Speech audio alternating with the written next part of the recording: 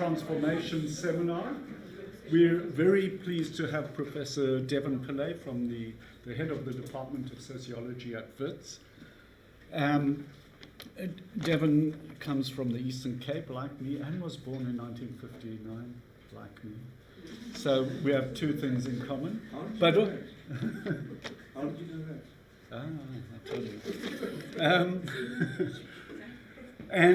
you. He's worked on really interesting issues in relation to the past couple of seminars we've had. So just to give a sense of his biography, matriculated in 1977, so did I.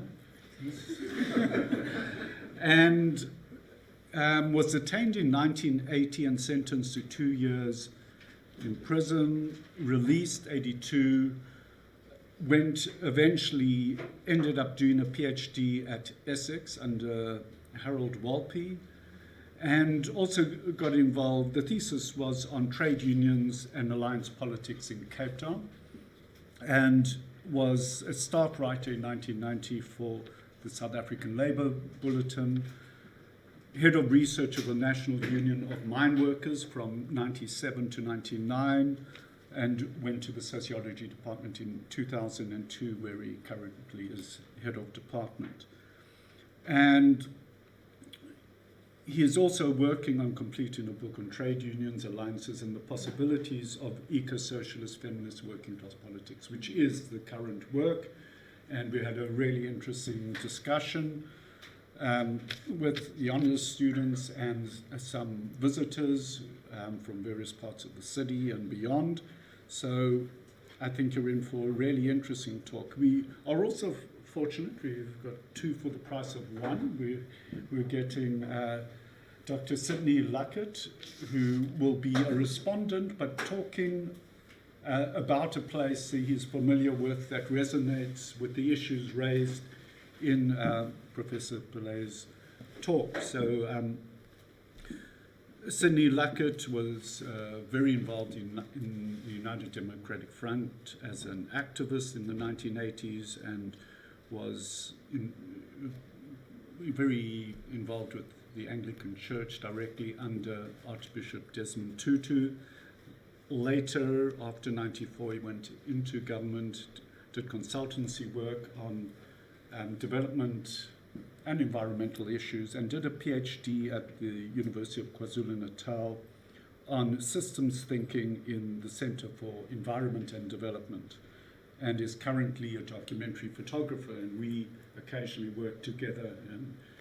And he's done astonishing work in Hangberg, in Hout Bay, photographing a Rastafarian community, but also getting to know them incredibly well and learning about their lives and conveying this through photography. So we're going to have a presentation from Devan for about half an hour. If you go slightly over, that's not a problem. And then a kind of 15-minute response from Sydney. So we're very fortunate. Thank you very much for coming to talk to us today.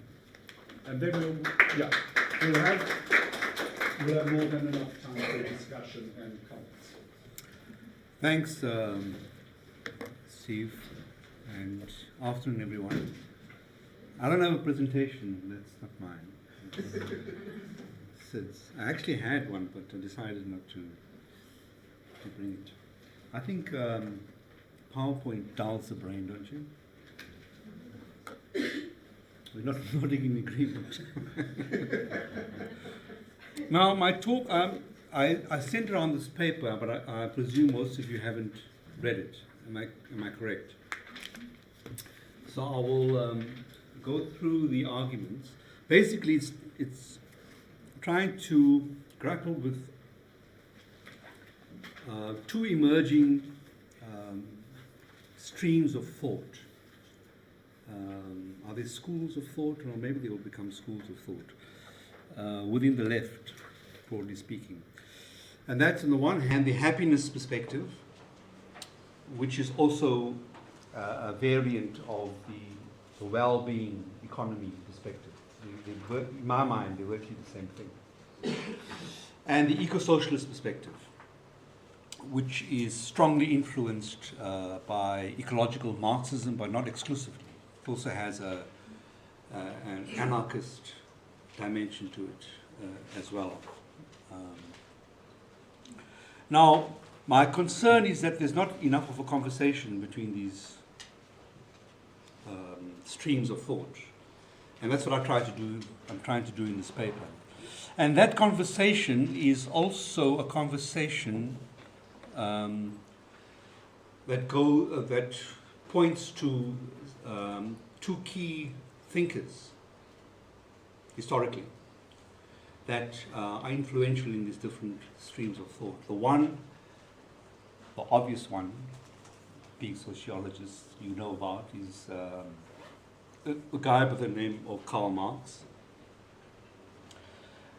But the other one, who you probably don't know too much about, is the Buddha.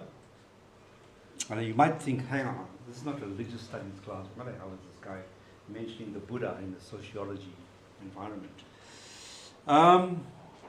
Well, I think the Buddha is very interesting, actually.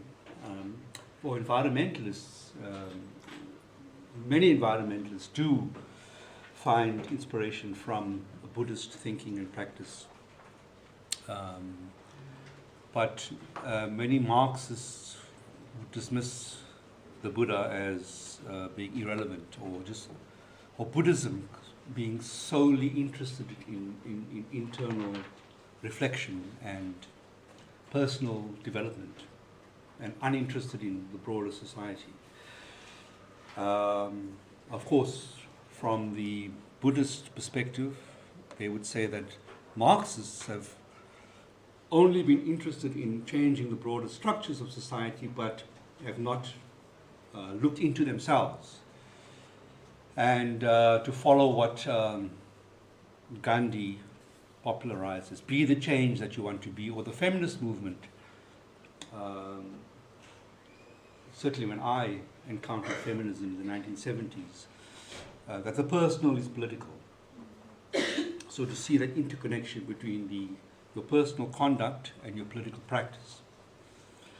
And I've actually found that this interconnection, or this conversation, this overlap, there's a strong overlap between the Buddha, and I make a distinction between the Buddha and Buddhism, and Marx, and I make a distinction between Marx and Marxism.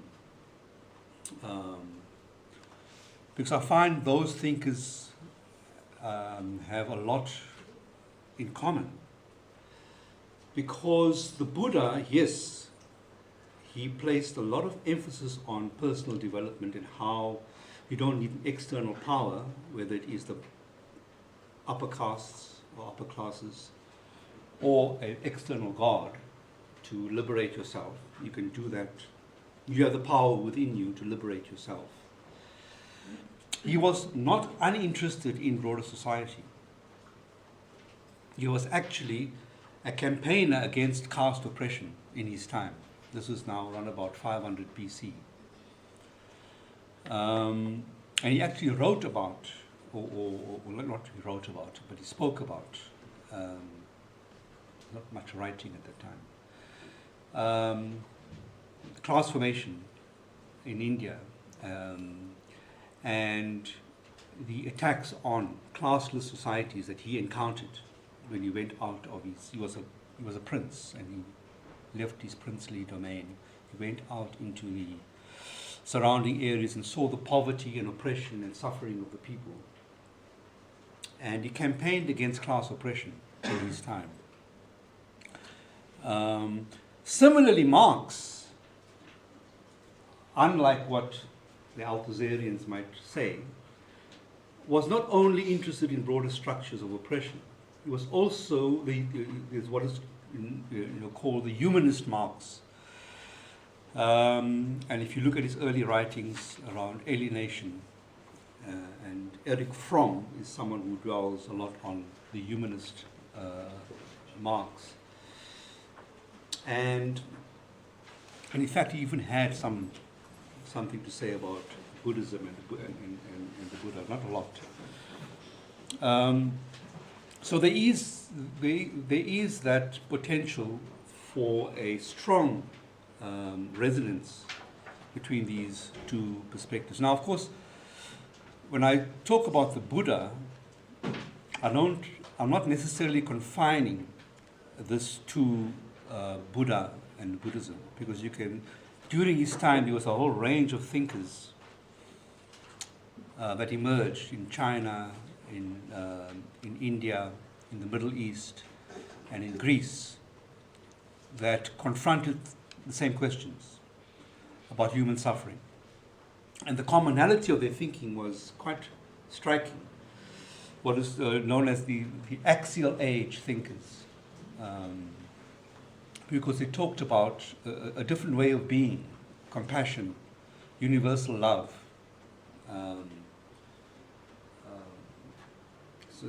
broader societal well-being, against what was happening, what was dominant at the time, which was highly violent societies based on new rising classes and dispossession and violence and enslavement of people, etc. And the might is right principle, right? A highly masculine might is right, which you might say, oh, well, actually, you're not that uninformed. But a few years ago, you might have well say, well, that was then. Nowadays, we have this Universal Declaration of Human Rights, etc. It's a whole different era. But this is re-emerging today with Trump. Not just with Trump, of course, but this might is right perspective is emerging with great force in our society. So what the Buddha was grappling with back then is what we are also now grappling again with in our current context. So coming back to these streams of thought. So how do we pursue this conversation? What I've done in the paper, I've looked at recent work around well-being and happiness, and I looked at the work of how do you pronounce him? Louis, he's French, who, along with Joel Colville, they coined the term Eco-Socialism in about 2000. And he's written more recently about it. And to my surprise, Louis and the Eco-Socialists have nothing to say about the happiness and well-being perspectives. They completely ignore it. They don't even mention it in their work. And of course, I went to Bhutan, which is a country that has the Gross National Happiness Index. And I went there trying to see if anybody said anything about socialism, and no one mentioned socialism. Very understandably, because they have this big neighbor, China, and the word socialism, I suppose, is associated with the statism of China. But then I met the head of the Gross National Happiness Center, and I said, but did you know that, in Bhutan, they follow a Tibetan form of Buddhism. So they are independent, they have their own trajectory, but that is the lineage. So I said, well, did you actually know that the Dalai Lama, you know the Dalai Lama? Did you know that on quite a few occasions, the Dalai Lama said, I'll quote directly, as far as social economic theory is concerned, and the Dalai Lama is a Buddhist, right? I'm a Marxist. I'm still a Marxist. I've always been a Marxist, and I'm still a Marxist. So you have the leader of Tibetan Buddhism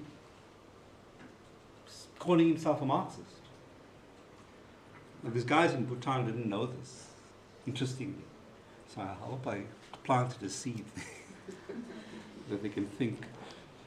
And I was thinking, but this gross national happiness idea that you've got, which has excited the imagination of a lot of people, surely it's a socialist precept. And he looked at me and said, actually, I think you may be right, depending, of course, what you mean by socialism. If it's not the statism, top-down statism of China, yes, the idea of, and Buddhism is based on the notion of compassion, universal compassion. Compassion not just for other human beings, but for non-human nature, animals and plants and the environment.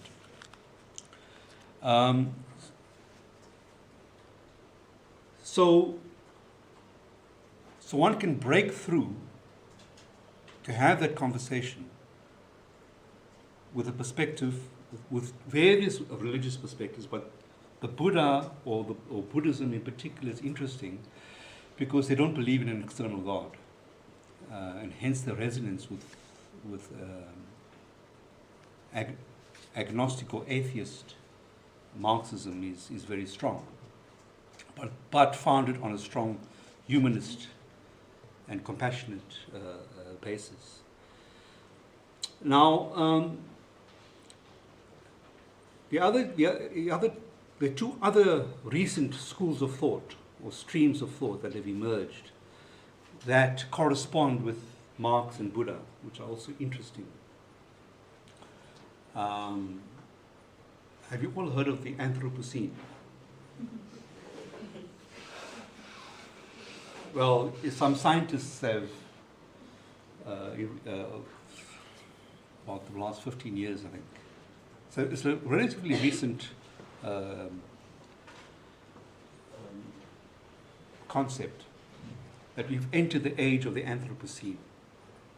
Now, without going into a lot of details about it, but they're looking at what human beings have done to the earth.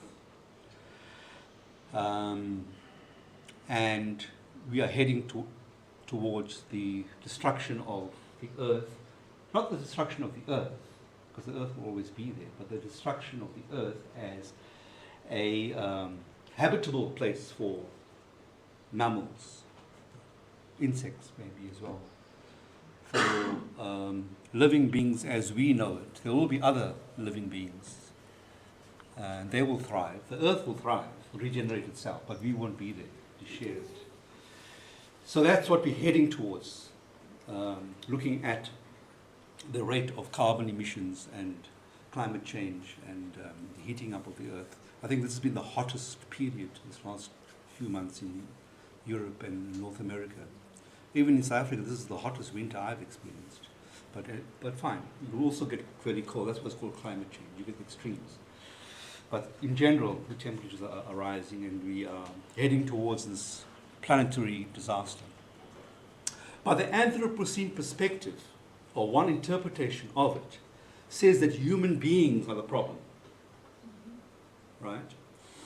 Some people go to as far as to say that human beings are the worst species of all, right, in terms of what impact we have had on the planet over the centuries. I don't quite adopt that view. You got to see the problem of the human beings. I tend more towards the view that it's a systemic issue. And there's another perspective called the Capitalocene perspective that has emerged to counter this view. To say it's not a problem of human beings, it's a problem of capital, of capitalism. And they trace the emergence of capitalism to the 1400s. So it's a world systems perspective that this emerges from. Jason Moore is one of the chief proponents of this view.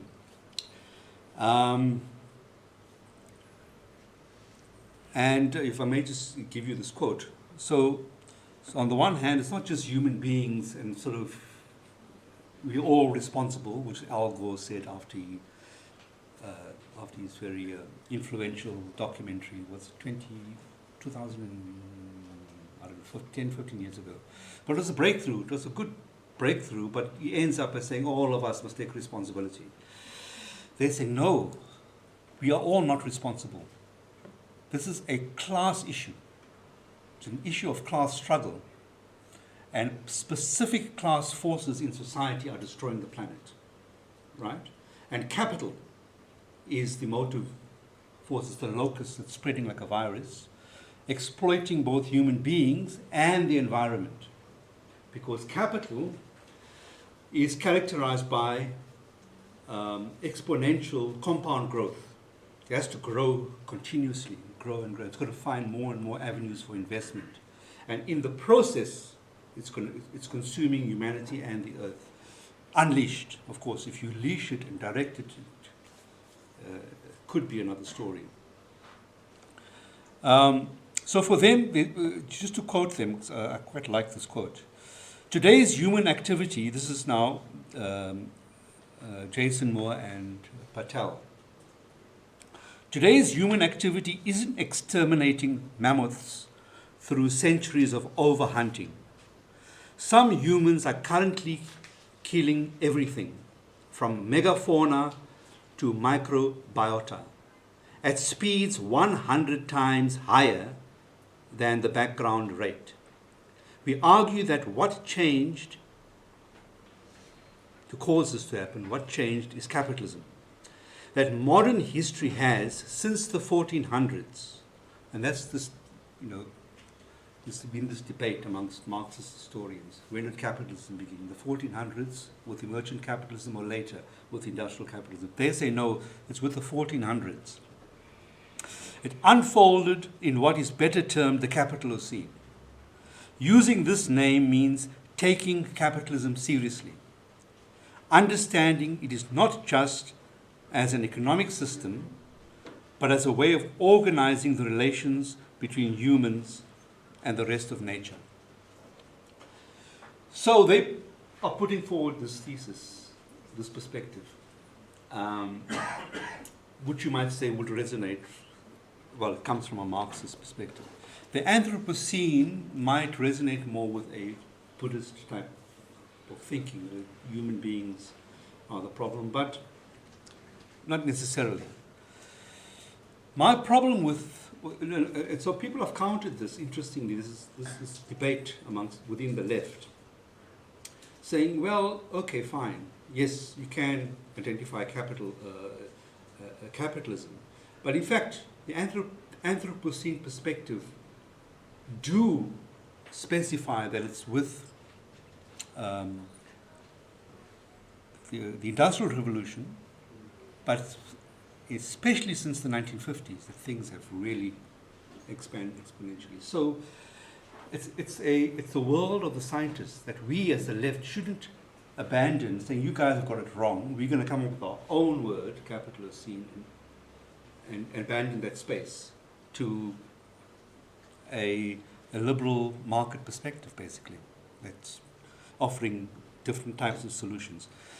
And what this paper is trying to encourage is following someone like Ian Angus, who's written about this, is that we need to continue with an active engagement within the broader Anthropocene perspective to try and offer more fundamental solutions to these problems. The paper then dwells on one type of alternative to the GDP, or that was the starting point which I didn't talk about, the GDP paradigm, the gross domestic product growth paradigm, which underpins our it's the talismanic instrument of economic growth, which is about the expansion of capital, right? And it's what is needed or required by investors to decide where to invest around the world. So if we have low growth here and we are not looking good, and then these rating agencies come there to give us a low, you're not going to get the investors here, you're going to go to somewhere else where they can offer higher rates of growth and higher rates of return. So it's all about investors. And investors, as we know, may or may not bring about social economic development. You can have higher rates of growth across Africa, but what is happening? that growth is just basically a measurement of how much wealth is, physical wealth is taken out of the country, right? To benefit people elsewhere, or capital elsewhere in particular. So in and of itself, growth doesn't measure much. And what I found very interesting when I went to Bhutan is that they're offering a different methodology to measure societal well-being, inspired by the Buddhist principle of happiness, the pursuit of happiness, which is not unique to Buddhism. Aristotle also talked about happiness, and the American Constitution talks about happiness. You don't practice it necessarily, they talk about it. Bhutan are trying to take this concept seriously. So they've come up with this index called, so they counterpose to the gross national product. In the 1970s that was more popular, gross national product rather than GDP, to gross national happiness. And saying that, well, and it's actually in their constitution. And it's not a recent thing, it's actually in the constitution from way back. But they haven't, but only in recent times that they come up with a real, concrete methodology to try and measure happiness. So the paper goes into a lot of detail as to what this GNH methodology means. There are 9 domains of measurement and 33 indicators, just to quickly go through them. So they measure living standards, assets, housing, education, health, mental health, self-reported health, disability, ecological diversity and resilience, good governance, whether the government is performing, delivering services, political participation, time use, how much time do you have for work, how much time do you have for sleep, cultural diversity and resilience, community vitality, which is a very, very critical measure of happiness. How connected are you to your fellow human beings? And psychological well-being.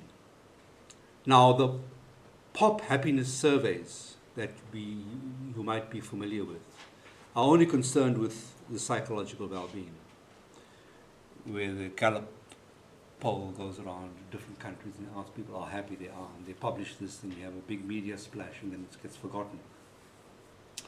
What they are trying to do is they've actually set up, their planning commission is called the Gross National Happiness Commission, right? So it's embedded within the state.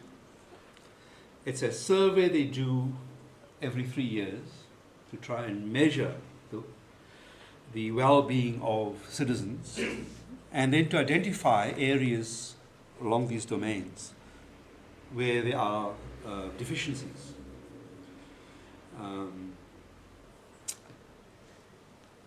And, for example, when some class forces within Bhutan were also emerging as this is happening, as they're opening up to the global economy to some extent, especially the Indian investors coming in. They said, well, we should join the World Trade Organization, should really open up.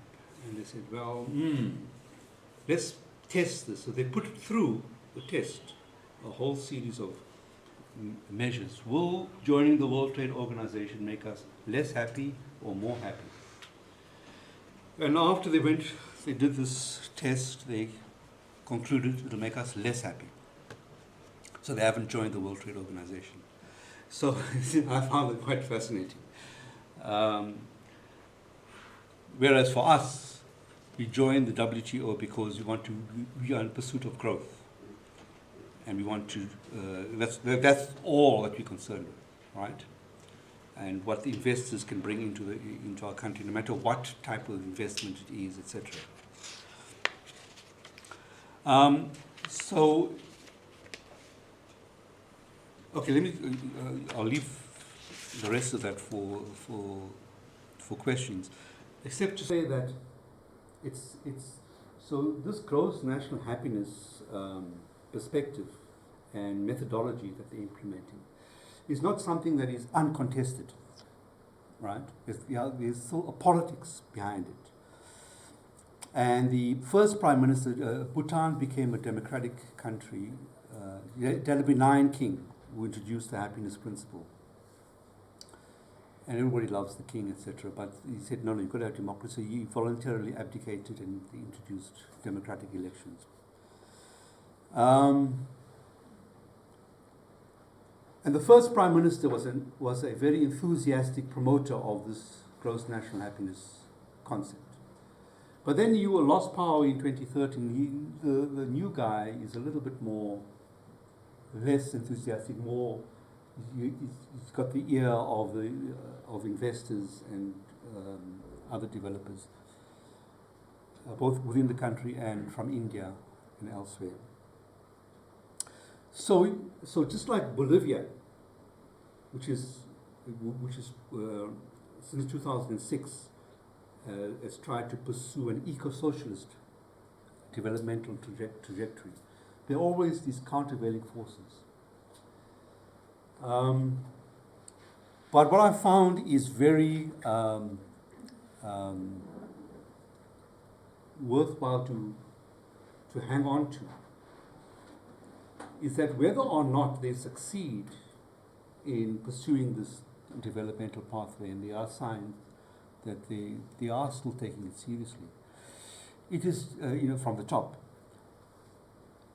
it has the potential to provoke a very strong societal movement where people are saying, well, we're doing these surveys, you're alerting us to all these different dimensions of happiness, what happiness means, not just material wealth and not just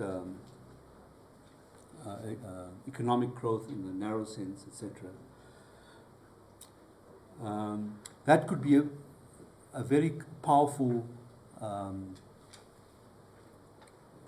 force within society to maintain this trajectory. But it's a contested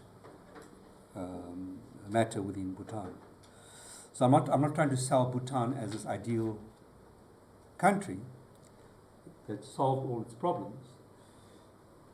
However, it's still, despite the fact that they don't talk about eco-socialism, they do take the environment very seriously in the sense that they've actually declared that they'll preserve their forests, they won't allow any mining in the forested areas, and they want to achieve 100% organic farming in the whole country, right? And they're quite far ahead on that. And they've got the ecologist Vandana Shiva as their advisor to take them along that path. So I think that Bhutan, which is completely ignored by the left, except me, maybe there are one or two others, the left in India, the Marxist, Leninist left, they dismiss them as a peculiar, strange country. I really think it's an interesting place to look into. And the eco-socialist perspective, the eco-socialist left needs to broaden their conversations to build a broader counter-hegemonic movement. And a conversation is not just amongst themselves as the left, and the various dimensions of the left. There's the identity left, interested in very important issues on race, sexuality, etc. But they tend to be very enclosed in those spaces and don't allow for productive conversations outside of that. And then you have the Marxist left that want to assert class issues, but also in a very narrow sense, and the challenge, and environmentalists as well, declaring everyone else to be wrong, and we all have to become vegans, and if you want to save the planet, etc. It's how do we build a productive conversation? What I call, well, not just me, the red, brown, green, purple alliance. And I won't tell you what those colors mean. You've got to think about what it means in question time. I can elaborate. Is that fair? Yeah. Okay, let me stop there. Thanks very much. So we'll have the response and then we open it up. So please write down questions or comments from the presentation.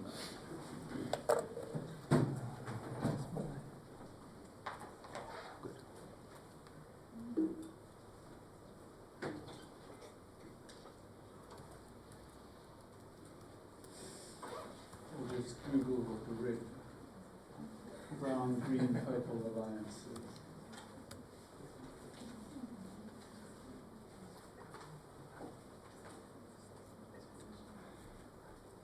Let's see, can we have some lights dimmed? Because this is...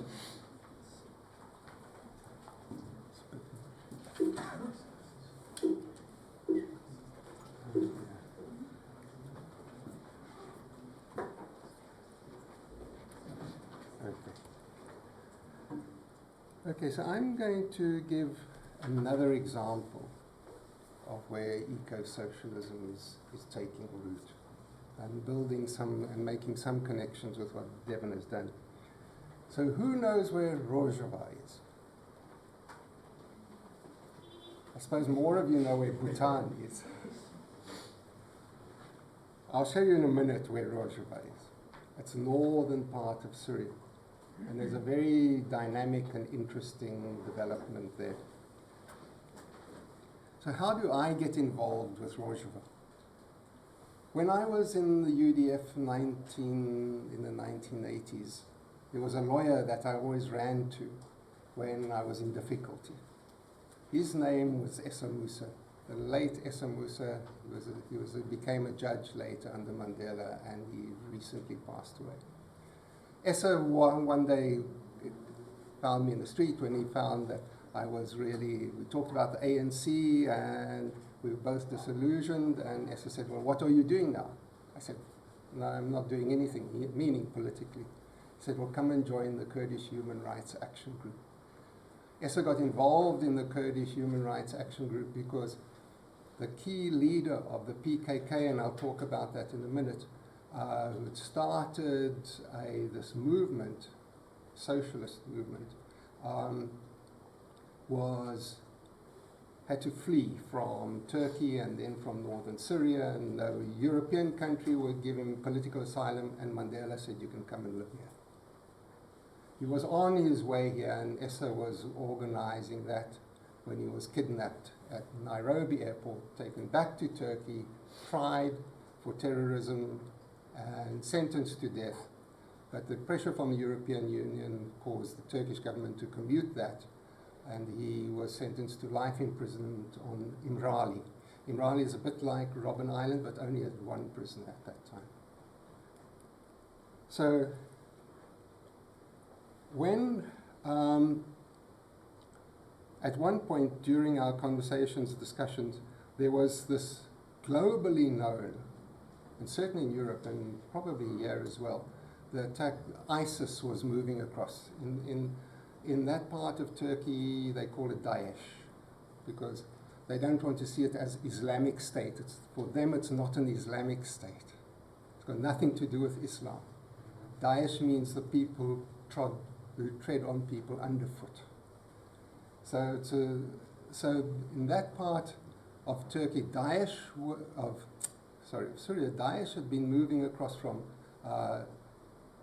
Iraq unhindered, right across, with heavy armament, United States armaments, by the way, which they had captured from the Iraqi army, which the Americans had given to the Iraqi army. And they were moving across, destroying everything in their path, until they came to the small town, and I'll show you a picture of Kobani. Kobani resisted for 30 days and I'll talk about their resistance a little, before they got help from the outside. So there were lots of refugees, 150,000 odd refugees had fled into Turkey, and Essa asked me if I'd be prepared to go and take photographs of a refugee camp and see how things are going.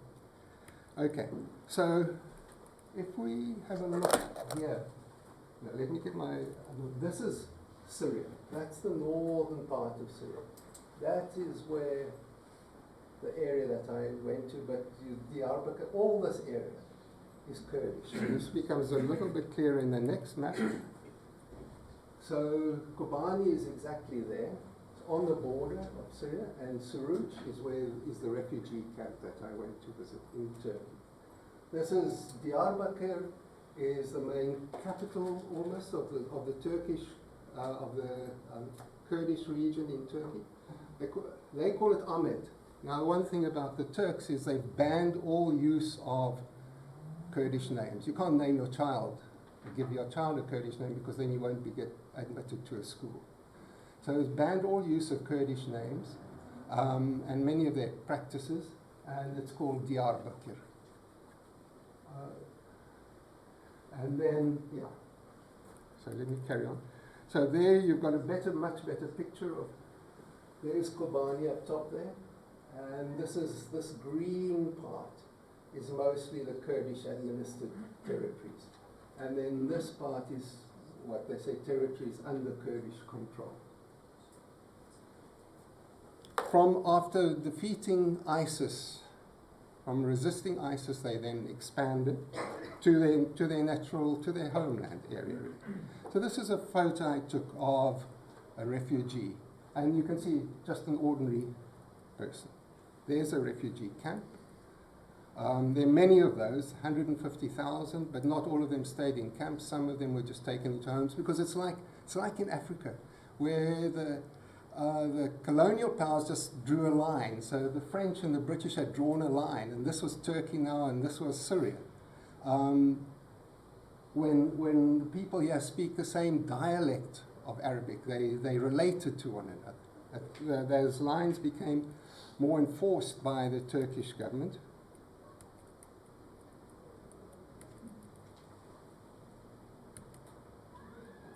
Okay. So what's the political context? Global neoliberal capitalist hegemony. Devan has spoken much about that. And the key measure of nations developed is in GDP.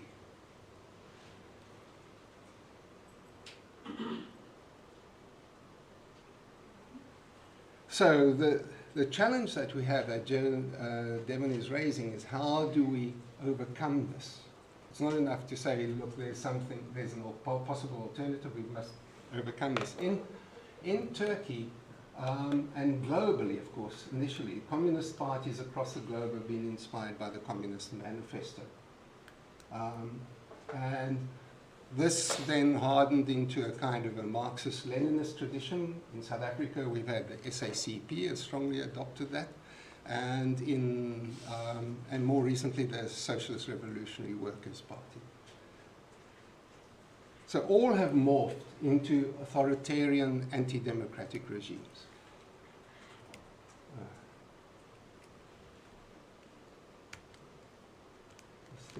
Sorry. For some reason, there we go. Abdullah Öcalan, I've mentioned, had been captured, founded PKK as a classical Marxist Leninist liberation organization. He's serving life sentence, and there's a picture of him in at that time in Lebanon, 1991.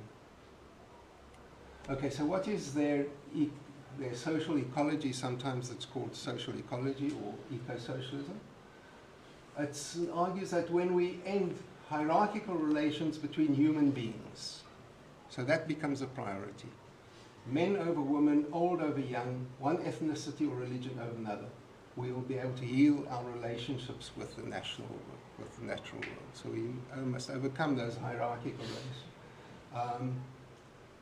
And of course, global warming, so it becomes imperative. So Öcalan then had three programmatic pillars for this. He's the undisputed leader of PKK, although, of course, there are splinter groups, and there's a whole lot of debate around that, and I won't go into that. But the first pillar of that is what he calls liberating life, gender equality. The second pillar was democratic confederalism, that's a participatory democracy. And the third one is regenerating the ecology. So, and I'll have a few quotes on the liberating life. Killing the male is a little book that, titled Book of Interviews, has become a slogan amongst progressive Kurds. Not all Kurds are progressive. It's a tribal society, basically. It's a bit like our KwaZulu-Natal.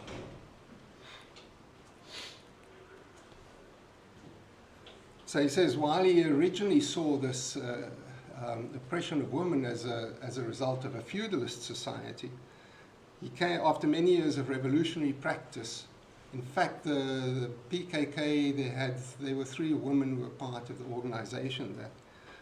He said the problem went much deeper. It's a 5,000-year-old history of civilization. It's essentially a history of the enslavement of women. So that's where he starts. That's the first enslavement. And this history has resulted in women being blown out of history, as we all know. The depth of women enslavement and the essential masking this is closely linked to a rise within society of hierarchical and statist power. So they're against the state, and we'll see how they work that out. Enslavement of men comes after the enslavement of women, which of course is not the traditional Marxist. The traditional Marxist says there's enslavement, there's the class enslavement, if you like.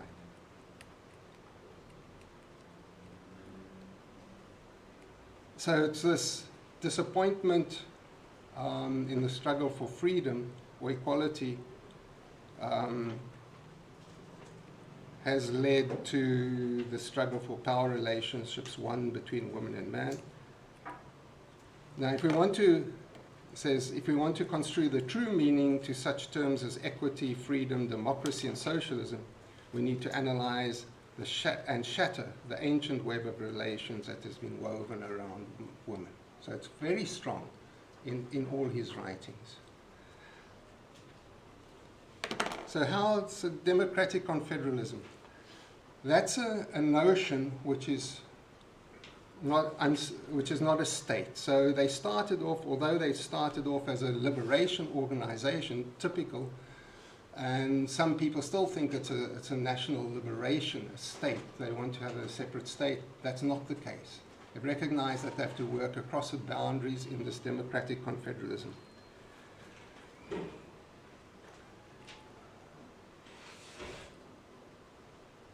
Okay. The foundations, they're against the modern state for various reasons. The whole notion of nationalism, which groups some people together as this nation, and we quite easily do that. How do we talk about national cohesion? And it's a positivist science. He says this whole question of a modern nation is based on the positivist science. In other words, so for example, GDP fits naturally into that. It's something that's positive that you can measure, and so on. That's how you measure these things. And therefore, quantitative measures like the GDP have to go.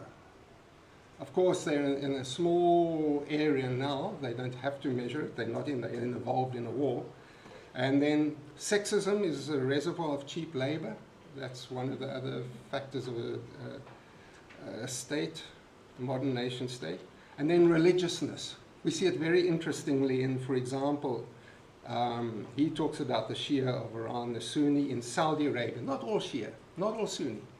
The Shia in Iran, the Sunni in Saudi Arabia and Turkey, and Christianity in the United States. Judaism in Israel, not all Judaism. It's where they've identified the religion with the state. Okay, so Kurdish state no longer an option, and I'll move on beyond that.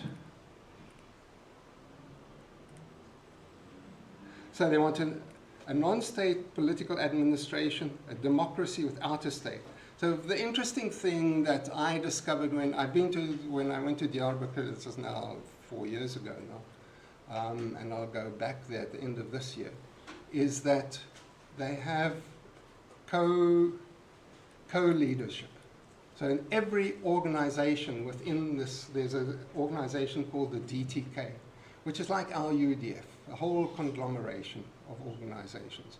Every single position of leadership, formal position, has to be both a man and a woman. And there are municipalities in that region, and they also have to do that. They do that in the municipalities themselves. Just recently, one of the co-leaders near Diyarbakir was arrested by the Turkish state for terrorism.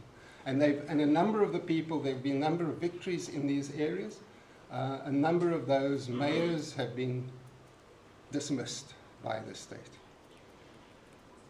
Feminism, okay, co-governance, that's what I've just talked about now. Now, Rojava.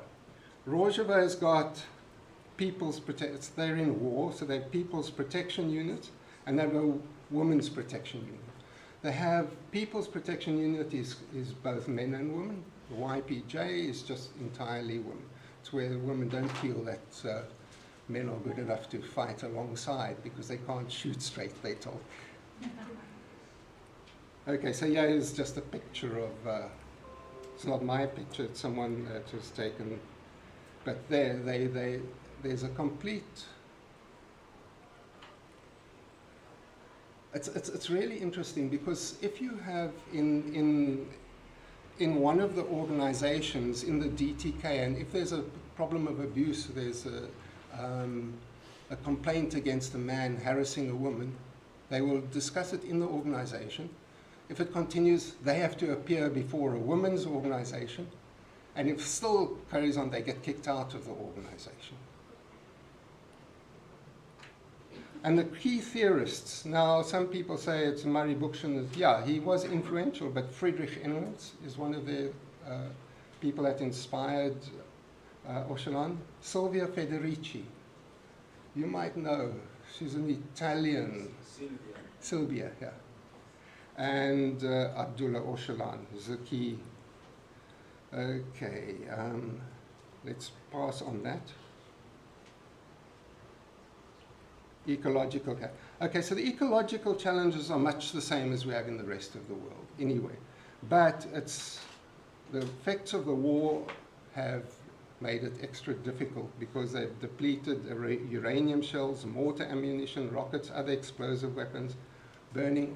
The Daesh used to burn oil to hide themselves from attacks, and so on, industrial facilities.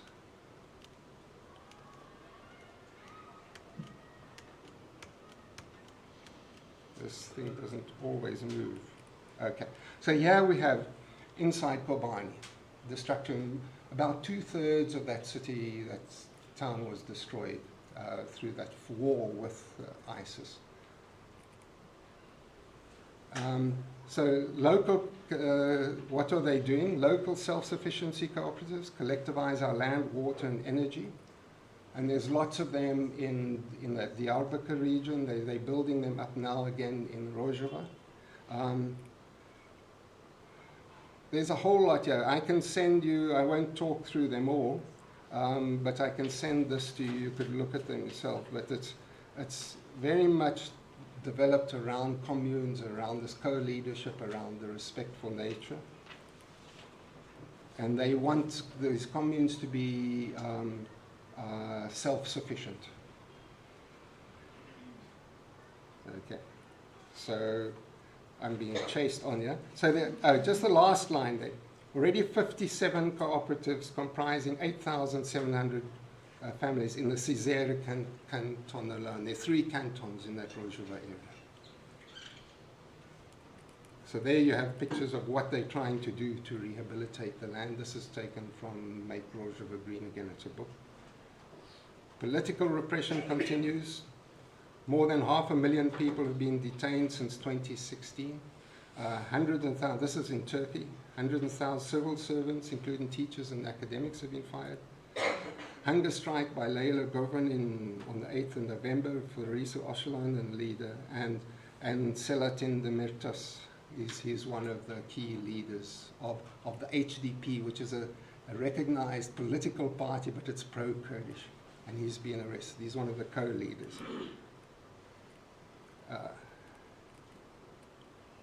So there's still sleeping cells of jihadist gangs, and more recently, 40,000 hectares of cereals were lost through burning. So what they do is they try and undermine their self-sufficiency by burning the land. And hundreds of acres of olive trees and orchards have been burnt and destroyed in the Afrin region alone. So there we have a picture of a farmer just sitting with this land has been destroyed. Okay, so the question is, what can we do? And we can have a discussion around that. I'll send this around because there's a whole lot of references there that you can follow. Thanks very much.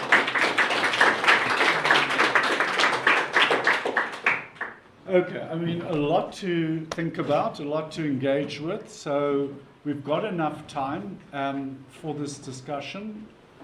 I think what is really interesting, they're both talking about real places, real politics, but these are also places that question our taken for granted understandings of things like there must be growth. GDPs are what we need to focus on, or GMPs, whatever. So it's both these studies really question these taken for granted truths. They denaturalize the question of the nation state, particularly what's going on in Rojava. So I think they're really important cases to think through, and they have direct relevance. So we know we're living in a global crisis on so many scales, so many levels, but there's still the fantasy of growth. And in our country in particular, it's going to be very difficult to create economic growth, as in many other parts of the world. So what is it we can do and think about the world we live in? So these aren't places that are far away and have no resonance to our question. So let's take 3 to 4 comments or questions at a time. Let's take 4, and then we'll have another round. Okay, and can you please introduce yourselves when you have questions? I'm a former development studies researcher from Rhodes University in the late 70s, early 80s, Simon Becker. I'd like to ask a question to Professor Pillay. I think most of what you put to us makes sense, and I think it is really important. I'm caught in terms of development studies, and I'm still involved with development studies. I'm caught between, on the one hand, Enlightenment Now by Pinker, which says that what capitalism has done over the last 500 years is to make most people in most places better off, using GDP figures on the one hand. You then had limits to growth about 50 years ago, where the first Europeans started saying, but growth also has a bad side to it. And we are now in a position where globally, growth is seen to be essentially over the long term destructive. And I'm caught between those two, and I'll tell you why I'm caught between those two. Globally, it's destructive, as you were putting to us, because we are cutting down all the trees, we have greenhouse gases, we all eat meat, we are getting more and more and fatter. We also have more people, particularly in the developing world. We have greater population growth than in the... So I'm caught between the two for the following reason, because you were speaking about Bhutan, and we've heard about Syria and the Kurdish area. I know Kinshasa and Yaoundé, that is the Congo, DRC, and Cameroon quite well. I've got students and I visit there annually. And if I were to go to those two cities and say to them, this is the eco-socialist approach, which is going to lessen capitalist development. It's going to mean that you're going to have less roads, possibly. It's going to have less air conditioning. You're going to have less cell phones. Capitalism has done you harm. Look at the developed world. We want all of us to stop growth. Their reaction, I would guess, would be that that is unequal. One needs, in the developing world, in particularly Kinshasa and in Yaoundé, to have the continuation of some growth and a change in the distribution of the outcomes. So there are two questions. The first is, where does population growth fit into the eco-socialist and compassionate approach? And secondly, in terms of the inequality, not among people, but among societies, and particularly the developed and the developing world, how does one say to the developing world, this is what should be done because of the global context? Okay, thank you. Let's take another 3 at least, if not 4. Comments, questions?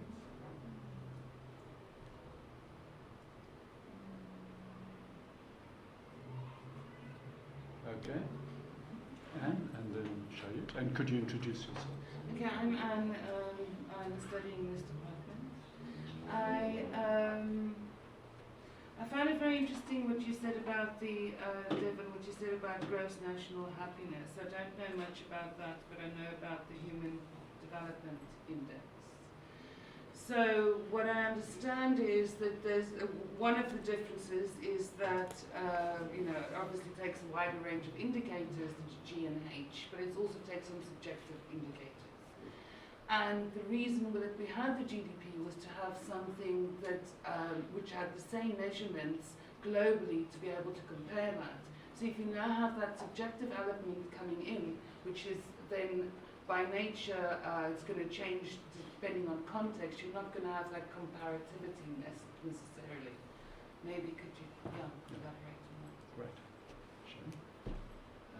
Thanks. I was trying to think about, it's quite interesting because there seems to be an anti-positivist push, right, that I think the theorists in this guy are talking about. But on the other hand, when listening to you guys, there's a lot of positivism also in your ways of thinking about. So I guess my question is, how do you understand this critique of positivism as being foundational to capitalism and all these things? Because following the slides, I saw you talking about democracy, outside of the state. That's pretty much a positivist idea of what democracy is and what the state is that allows for this kind of separation, right? That's why one strand about positivism. And similarly, in the way that we thinking about the Buddha, right? Quite a positivist conception of a Buddha that you present, as exactly, this is what the Buddha is. Now, because I work on religion, it forces us to think a bit carefully about these things, right? Even if there was a text, as with monotheism, it's not very clear what they say, right? So there's a lot of hermeneutics and exegesis that goes into the production.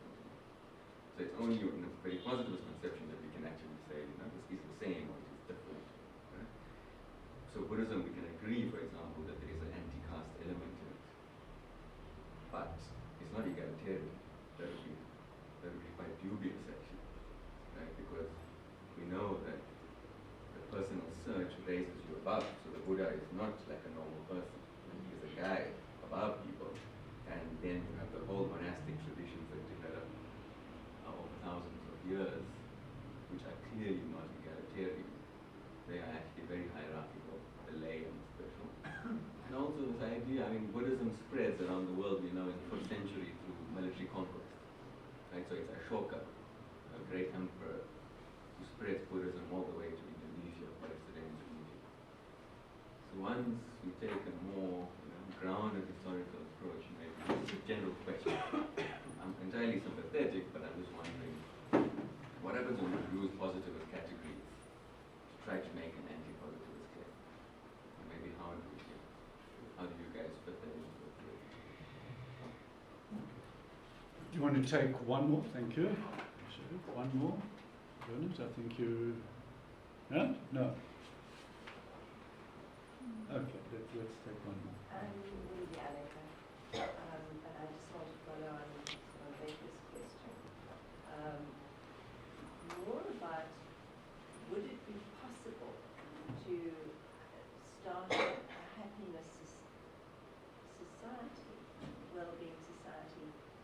that has already endured capitalism. I'm interested, Devan, that you talk about capitalism as if it's a fungus. You know, it's actually As if it's fungus. No, it's virus. Well, actually, it's what we do. You know, so does that make us all fungus and viruses? But I've been fascinated by Bhutan for a long time, and I haven't been there. But I'm wondering whether in the Kurdish example and in Bhutan, you can only develop a well-being, happiness index of society or of equality if you haven't had the aspirations, because I'm very conscious of aspirations in the work that I do. Okay. Great. Your questions are allowing me to talk about things I didn't get to in my paper. Thanks. Those are good questions. Now, Simon, did we meet each other before? I'm sure we must have. I'll know about you anyway. I know about Nancy too. Ah, yes. Okay, now, I think that there is a school of thought that initially, the degrowth school of thought that emerged in Western Europe, an environmentalist informed perspective that says we should degrow. And then they were challenged. They said, hang on, you can't say that developing countries will not grow, right? And you're going to lock in global inequalities if you say that. And they've modified their perspectives to say, well, we're really aiming our critique at what they call overdeveloped countries versus the underdeveloped countries. So yes, there should be growth in places like Kinshasa, etc. The question is, what kind of growth? So hence the notion of green growth, using green technology, renewable energy, where so we don't carbon copy the West, as it were, and use their same dirty technologies in the pursuit of growth, which is what we're doing. We're just copying. But we are innovative and we leapfrog those dirty technologies and use new technologies that harness the power of renewable energy. And in Africa, of course, you've got so much sun that it is happening, but on a basis that is not achieving its full potential. But we can, go along that path. So that would be an eco-socialist answer to that. Perhaps to be more, but they're always stepping stones. There's the ideal of an eco-socialist destination, maybe Rojava, how people live there, and you want to have a participatory democratic society, etc. But along the way there's a notion of, and this also responds to Annika's point, that whether or not we want to get rid of capitalism or transcend capitalism or rein in the power of unleashed capital, that can be left open for debate. And the Green New Deal perspective, introduced by someone like Ocasio-Cortez in the USA, a very, very dynamic politician, who is my example of someone who cuts across all these boundaries and seeks to build a counter-hegemonic movement in the belly of the beast, as it were, with others, of course. And she doesn't say, I'm anti-capitalist, and if you're not anti-capitalist, you can't join me. No, she's a much more subtle politician, and very empathetic politician as well. Compassion, she breathes compassion. And so she's about how do we reindustrialize and boost industrial production in the USA through a green revolution, using green technologies and the Green New Deal through substantial social measures to boost the economy as well as to massively reduce carbon emissions and environmental degradation. So it's a question of, yeah, you can have both. So you in between those two perspectives, well, you can actually recognize or harness some of the achievements of capitalism in terms of modern technology, etc., and but harness it more for social good. Whether you can eventually transcend capital is, of course, an open question, and it should always remain an open question, and not be closed that it's capitalism or death. Some people say we can imagine the end of the world quite much more easily than imagining the end of capitalism.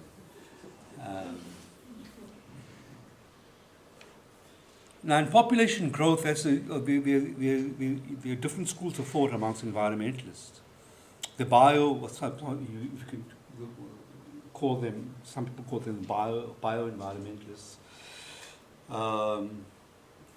follow more Malthusian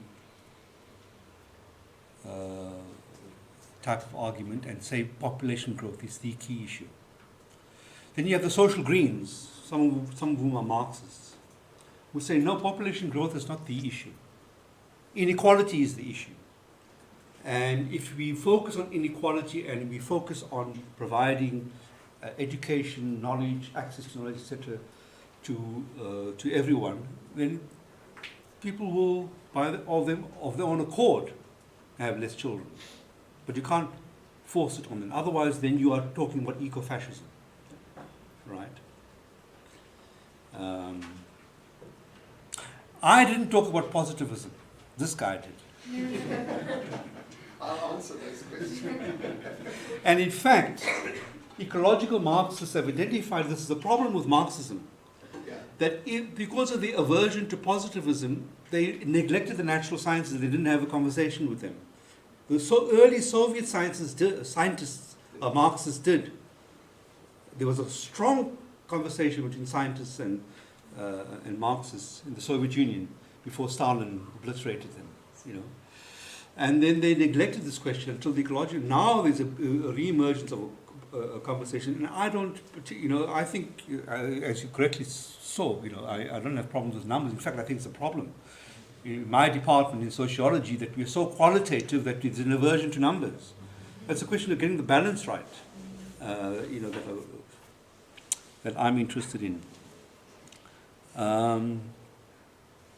And you said about, so the GDP being the guy who invented GDP never thought it would be used the way it had been used, right, as a battering ram to get us all to follow this one path. So it is true that you want a measurement that can be used universally. What? Sorry, who invented GDP? Are you referring to? Kuznets. Kuznets. There's a book called The Gross Domestic Problem. Get that book. It's very well written by one of our own, professor at University of Pretoria. Well, it actually is Italian in origin, but it's South African. Fioramonti.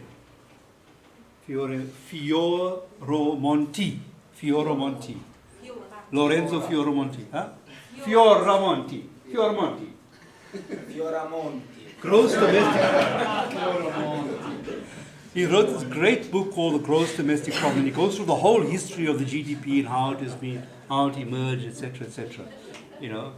And so sure, it is the reason why it's got staying power, partially, is because it's a simple measurement that you can compare across countries. The other one is a much more elaborate one. Now, of course, the HDI was supposed to be an alternative, but then the GDP is still embedded in it as a core measurement. So it's not really, doesn't go as far as the people who thought of the HDI thought it would go, because capital came in and said, hang on a second, we've got to put growth there as the key element. So it's all about class struggle. after the king. Yes. Huh? In the final analysis. Have I answered? Oh, Ashoka, by the way, yes, I'm a great.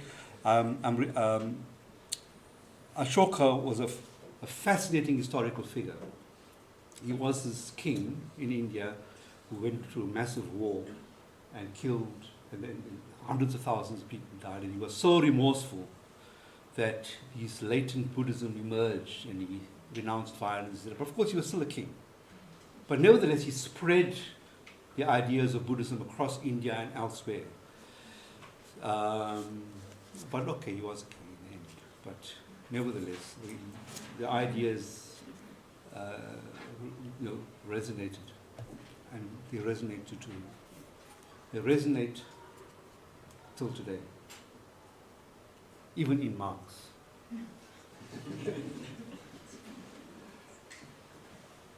Okay, let me try this one on positivism. It's not well developed in his thinking, but I think if you think of social sciences, that's one way of thinking about it. That it's, firstly, positivism doesn't mean a positive attitude or anything like that. It's a genre, it's a paradigm of social sciences in which the world is objective, it's out there, we have a subject and we can measure the world out there. As opposed to then a constructivist approach, which we are constructing the world, and then of course the critical and postmodern. So if we think of it in those terms, that the world is not given to us out there, and if it's given to us, then we can break it up into GDPs and so on. And it comes back to Anne's thing, well, how do we compare different countries? But why do we want to compare them? When I wrote an article about the GDP and I was looking at the HDI at that time, some 2011, and the problem is there that, and as I was reading, there was some people saying, well, even in the newspapers, Business Day, even Nigeria is doing better than us in the GDP. Well, I wanted to say to the editor of the Business Day, you're going to live in Nigeria. It doesn't take account of a whole lot of issues, and to compare nations on the basis of GDP is, in my view, total rubbish. But that comes back to why do we want to even look at nations? So that's their basis, is the whole. And then going to religions and the spread of religions, Osherman makes a very strong distinction between religion and religiousness, what he calls religiousness, what I call fundamentalist religion. So fundamentalist religion is when you take, like some of the jihadists do, they take certain texts and use that to for the whole basis of their religion. And it's interpreted literally, just as Christians do. And so you get this fundamentalist Christianity in the United States, which Trump can appeal to, because it's this kind of victorious, cross-conquering everything. And it's total rubbish, because there's no hermeneutics there. There's no sense of trying to understand what was being said in that particular context. You just take a text out of context. And it happens in Buddhism. That's why you get Myanmar in the Buddhist country, and so on. So I don't know if I've really answered your questions, but that's the direction I would want to go with that. Are there any other final comments you want to address? Because we are running out of time, I'm afraid. Either of you. No, just to amplify that last point, so the violence of Buddhist, or countries led by Buddhist leaders,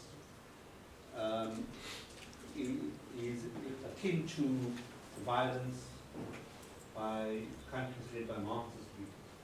That's why I make a distinction between Marxism and Buddha and Buddhism. Yeah.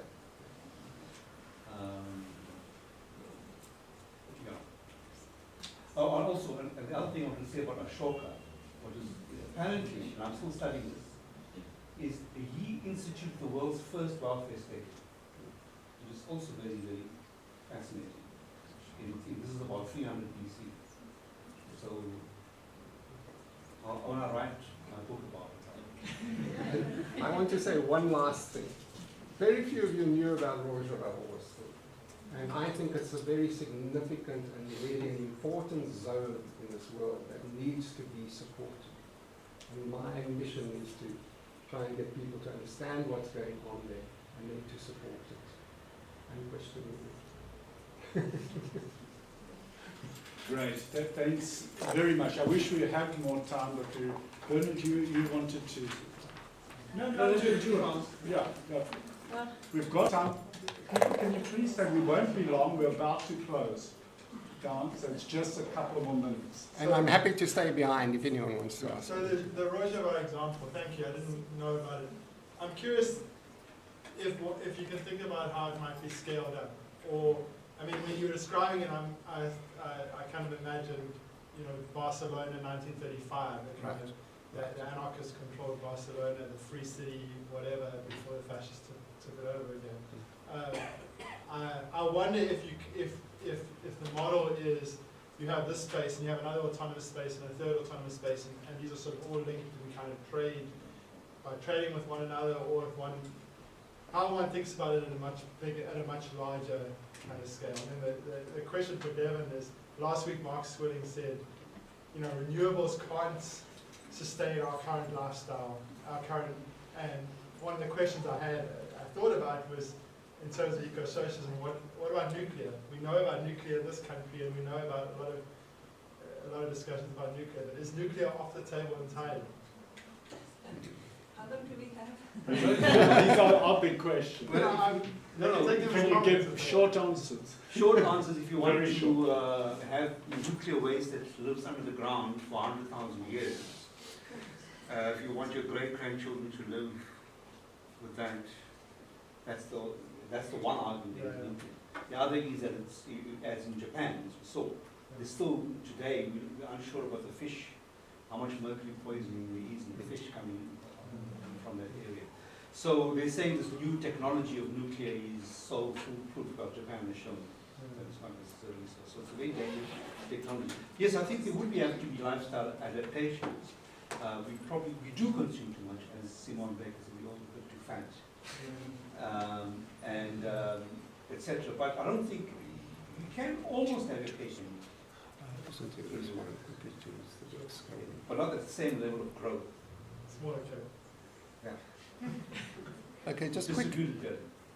quickly the question of scale, and I think we need to go into this. It's really around democratic confederalism. Now remember, Rojava is a hell of a lot bigger than Barcelona, and I've been to both. I mean, I haven't been to Rojava, but I've been to that part of Turkey, that whole Kurdish region, where they're beginning to grow this. Now, the democratic confederalism is you working from the ground, organizing local communities around the ground, and I wonder if Tommaso wants to add to that, but they're working from the ground up. And it's too early to say what will happen in Rojava. It's 3 cantons that have come together in kind of a confederal state. There's the other experiments around gender issues. And of course, in Turkey, they're under threat all the time. So you can have a local election. So you'll have a municipality running alongside a collective of civil society, etc., organizations like the DDK. They are the eyes and ears of the community, and they feed them into a municipality, which is an administrator. So they make a big difference between the administration that has to deliver services and the people that are engaging on the ground around democratic processes. So in a place like the Diyarbakir, you've got the DDK is active there, and the municipality. I wasn't clear that I was in the municipal offices or in the DTK offices, but they're together all the time. So it's an experiment on the ground still, and we'll have to see. And they're certainly expanding in Turkey, but there's this repression from the Turkish state that can suddenly take a municipal mayor and depose him because he's object, or put him in prison like Demetrius. Look, I think thank you both so much. There's so much more. I think we could spend an hour or two more, and I'm sorry we can't get to. But hopefully, you'll come back next week. We have Professor Vishwa Satka talking on the climate justice perspective on climate crisis, challenges for the deep justice transition. So it's following up on these questions of where we find ourselves at this moment. And rethinking paradigms. I hope you also get to read Chakrabarty's article, The Climate of Change. I mean, some of us were trained in a Marxism that had a fundamental split between human history and deep natural history. Now the two are kind of converging and creating real challenges to think about where we are. So thank you all, and thanks very much to the two speakers.